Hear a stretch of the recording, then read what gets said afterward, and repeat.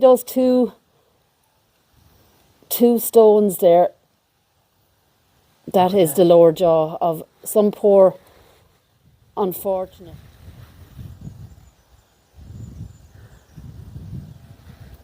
Hi guys, and welcome back to the channel. So today we are in Ballymoney in County Cork.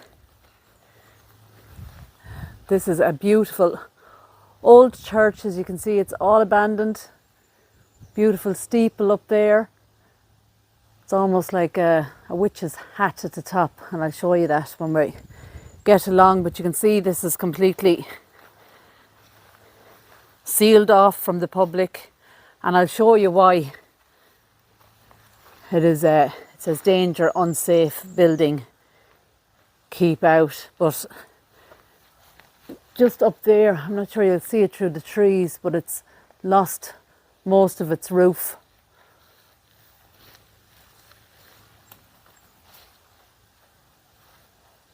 Just up there.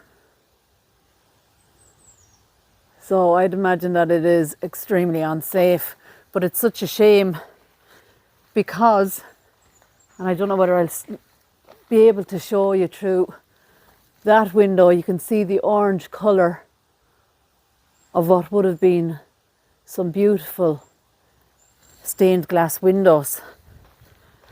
Now it's actually not this area that I want to make a video on. It's the old ruins of the church beside it. And just there again, look at that. What a shame. Just through that window again. Sunlight coming. Oh wow, look at that. Beautiful colours of the stained glass windows, but I'm not sure I'll be able to give you a view of the steeple. But it is very, very beautiful. Just there, look at that.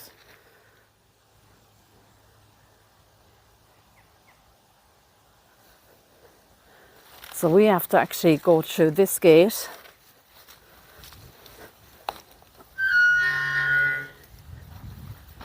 To bring you here to this one. And it's quite an important heritage site. The late medieval parish church of Ballymoney was located and where Christian worship was practiced until 1984, when St. Paul's Church of Ireland was closed. And this would have been the new church that they then put in, and I'm presuming, I think Church of Ireland actually bought it over. But there's 4 chest tombs in the graveyard, and these were the burial places of local landed gentry. The remains of deceased were placed in a vault under the stone chest, on top of which a slab with an inscription commemorating the dead. The tomb at the rear east corner of the graveyard is the burial place of Connor family of Fort Robert. The tomb to the front belongs to the O'Neill daunts of Kilmichael Castle, and in the northeastern end of the graveyard is the tomb of Captain Joseph Daunt, the last fatal victim of a duel in Munster in 1826.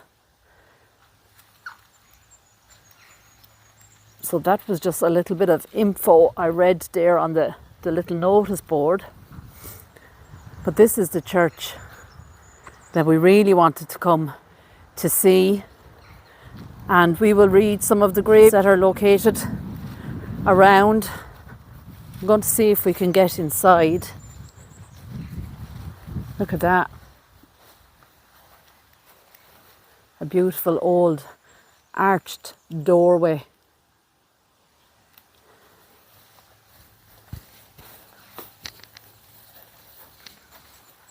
Oh wow, look at this. Oh, graves. Yeah, there's even graves in here. Look at the tree.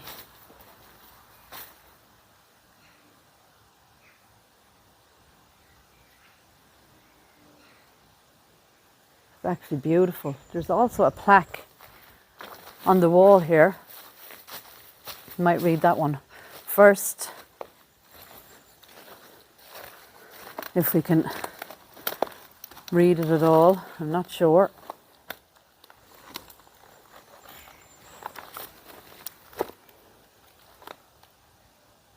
Looks like a memory of Susan. Fuller.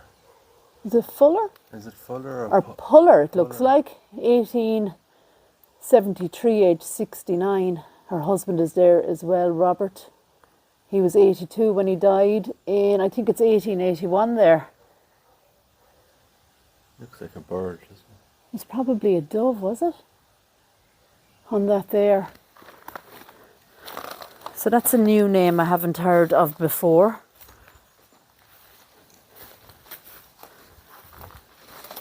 If we look off out the window, beautiful fields. And we even have another tree, would you believe, in this part of the church.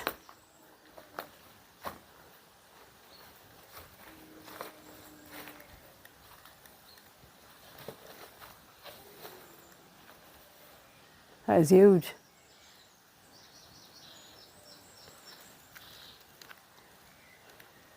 I think we can hear cows off in the distance. Let's just have a look, see what's on this grave here. Oh, this is... Oh, you're right, Susan Fuller. It looked like a P on that, didn't it? Yeah, so it is Fuller. So it's the same Susan as that one.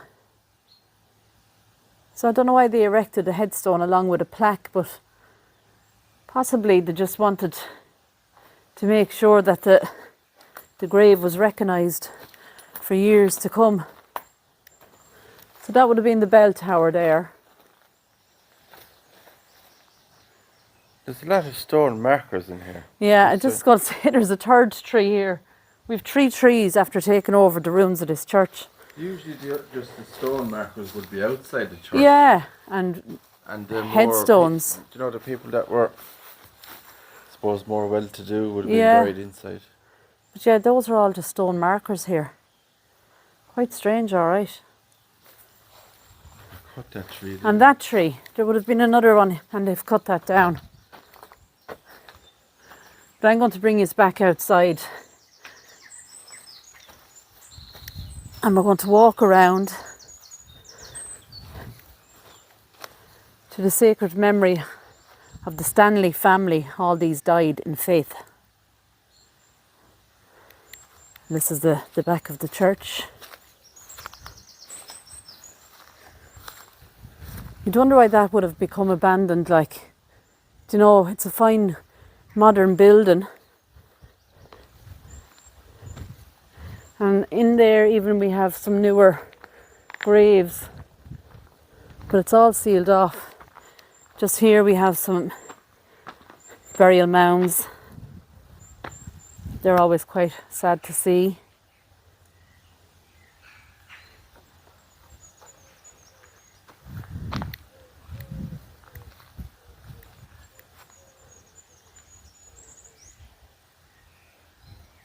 Right, we'll get onto this path.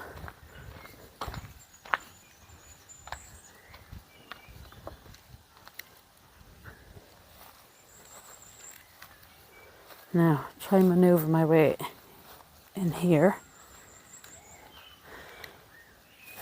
This actually says, in honour of all the GAA people of West Cork who took part in the struggle for Irish independence 1916 to 1923, and in memory of Commander John Flyer Nyan, 1892 to 1933, Clonakilty, who fought for Ireland in West Cork Brigade Flying Column. And right in the centre of the grave you just see the IRA and the wreath that surrounds it. But we have a beautiful headstone here, beautiful designs. We have the rooster just there. And we have seen these now time and time again, sacred to the memory of Thomas Mayan, who departed this life August the 10th, 1819, aged just 28. But we have beautiful designs there with flowers. That looks like a bird. And as I said, the rooster there in the middle then.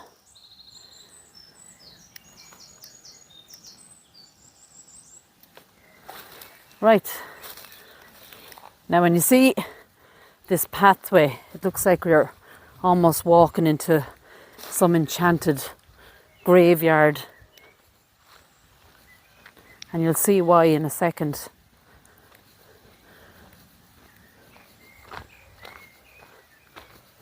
So that's the old gate that we came in.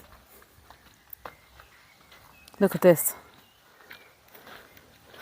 All the bluebells.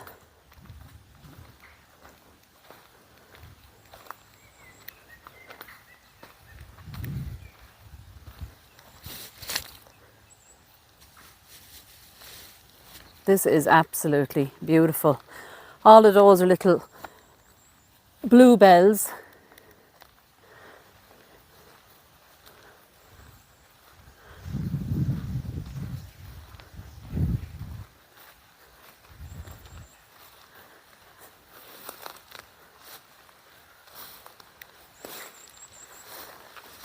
Sacred to the memory of Jeremiah.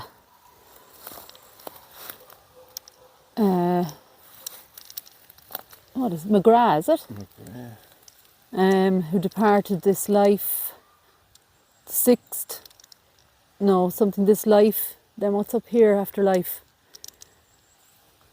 Life, December the 6th, AD 1870, or 1839, sorry, aged 50.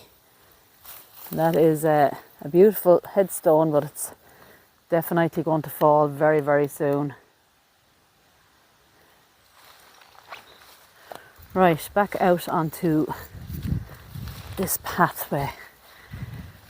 That's a table top tomb, or a chest tomb I should say, but that to me looks like it's a vault really, isn't it?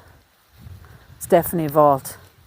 You can see the arch design on it. That is ready to fall as well.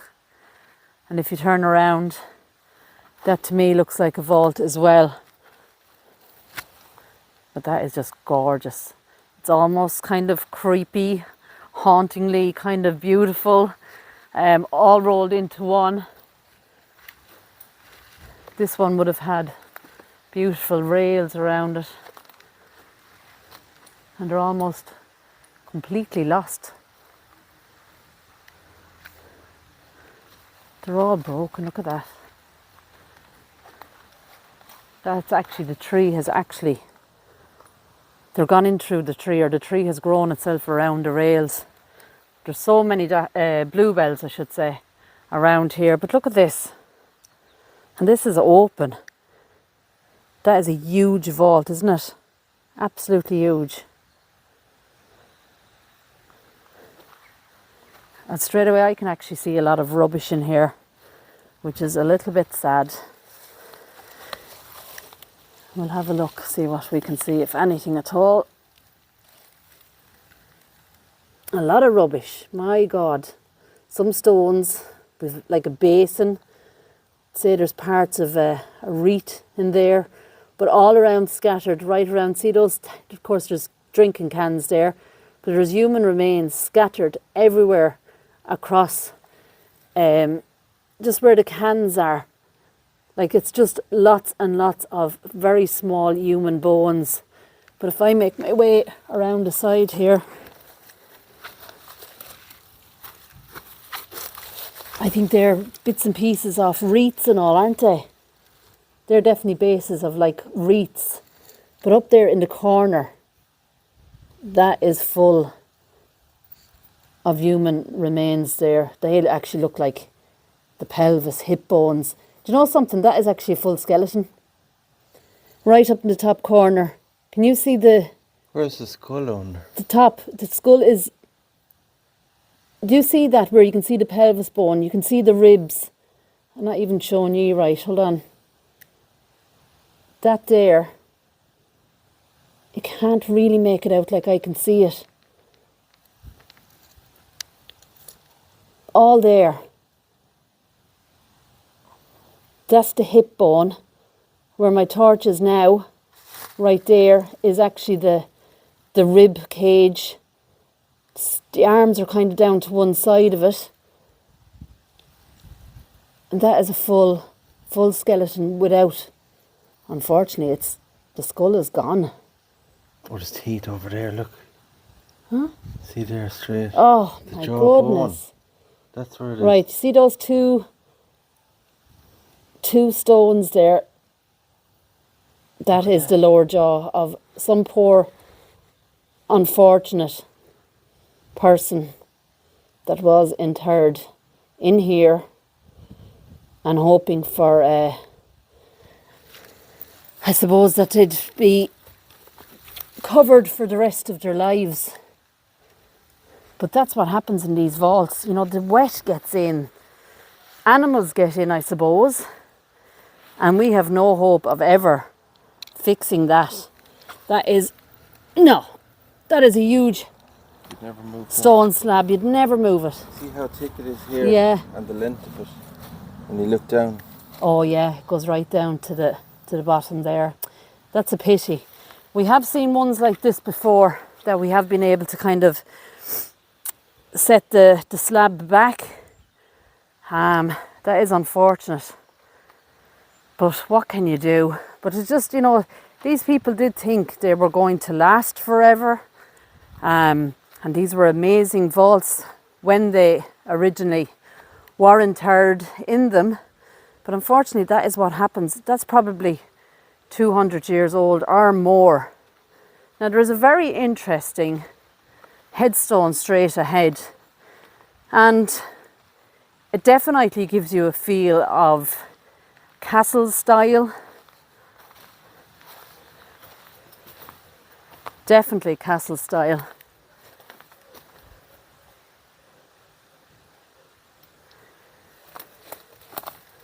And it says, beneath are interred the remains of, now I presume that's Joseph Daunt, Esquire, of Kilcascoyne,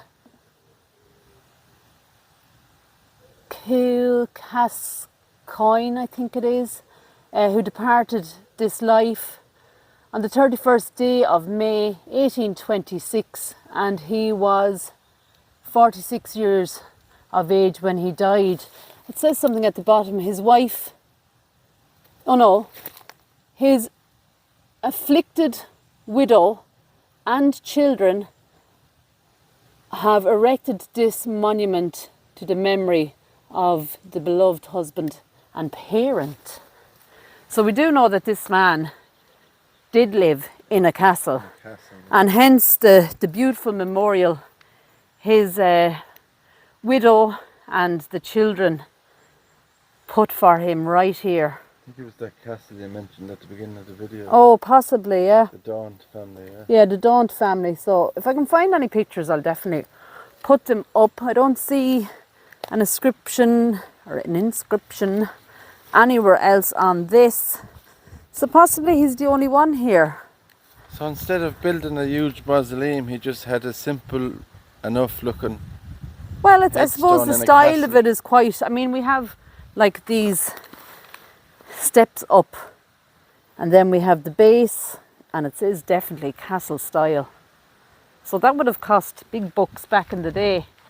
Now this one is very, very unusual. To me, it looks like the sides of the chest tomb are made out of, the railway sleepers, which would be quite unusual to see. But actually, these are stone, but they definitely make you, I presume they're slate actually now looking at that one, but they definitely do look like... They give it the impression of wood. It's wood. That is really, really well done.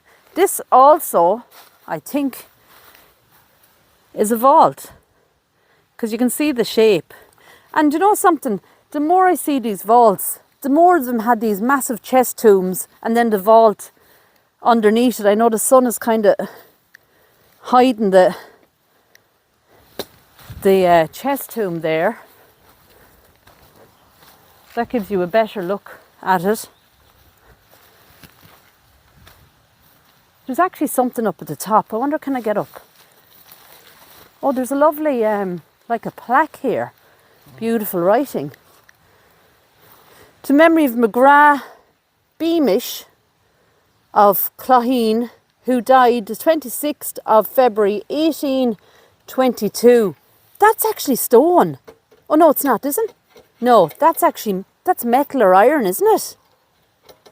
Isn't it? Yeah. Is it? I thought it was stone first. That is... It's not copper, is it? Oh, could be with the green colour maybe. Do you know the way it kind of goes off? Imagine that polished Look at up. the writing there. The writing is beautiful. It says sacred to the memory of McGrath Beamish. What a great name. Beamish Stout, isn't there? Or am I doting altogether? Wasn't there Beamish Stout? Yeah, Irish Beamish Stout. So this is a beautiful headstone here and some beautiful rails. We will see if I can get myself back down without breaking an ankle. Whoa! Okay, so this is where it gets tricky because you're always jumping. We're always afraid of where you're walking. And that's quite beautiful as well, actually. We'll see if we can get up a little bit closer maybe and read it.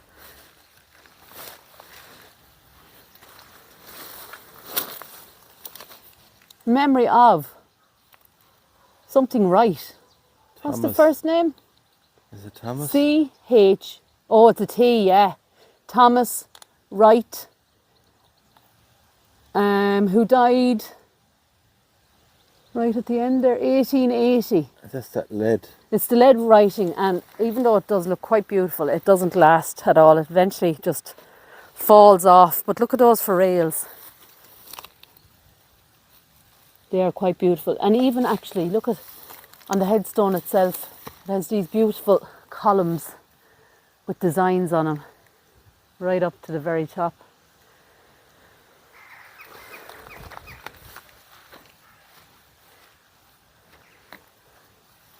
More beautiful rails.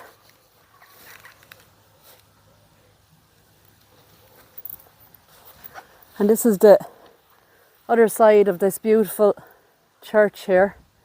And you can see the trees, how far they have grown up through the ruins. Nature taking over. Nature taking over, and it does so in such a beautiful way. This is quite overgrown here. I'm presuming there is no stones, no headstones, no graves in amongst the long grass. Back into nature we'll go and we'll die too. That is for sure. We can't stop nature really, can we? That gorgeous church. So 2 churches for the price of 1.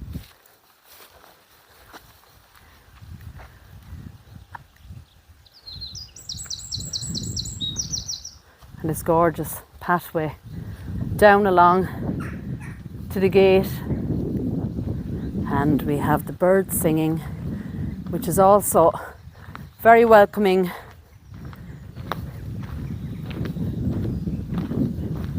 So what is kind of strange is in this area the amount of these markers. There are so many of them. They're just dotted everywhere we look. Now, I'm not going to chance walking in there. You don't know where you're walking, and it's hard to know whether you're walking on a grave or it's a stone or a... What's that in there? Would they have been... Yeah, it's like slate. I wonder would they have been headstones. There is headstones there, look.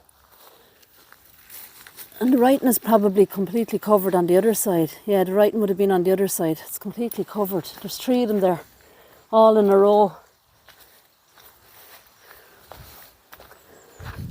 There's actually, and I passed this.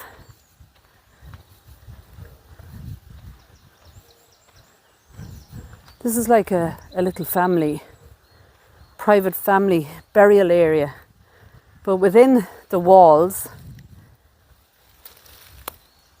there's about 7 tiny headstones. Look at the colour of the green grass. I'm going to take a look, see.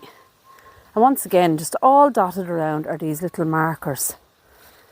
So we know that there is people buried underneath, and that's why in the long grass it makes it so hard to walk around. What's strange in here is there just doesn't seem to be any writing on any of these, and yet they've built this beautiful little wall around them. But it is quite strange, isn't it? These are just like little markers with no names. All the one family, but... Yeah, but if they built this wall to make it kind of like a private burial area. I've seen that before in Ennis, actually. It was like the famine area. Oh. I wonder if it's like that. Well, I think they would have put a little plaque up or something, wouldn't you? It's quite strange, isn't it? Hoppers or... Maybe paupers, but there is so many of those field markers or grave markers that you just... That's right there beside me. Maybe they're all kind of the same. Hard to know. They just seem to be dotted around the whole graveyard. But it is beautiful.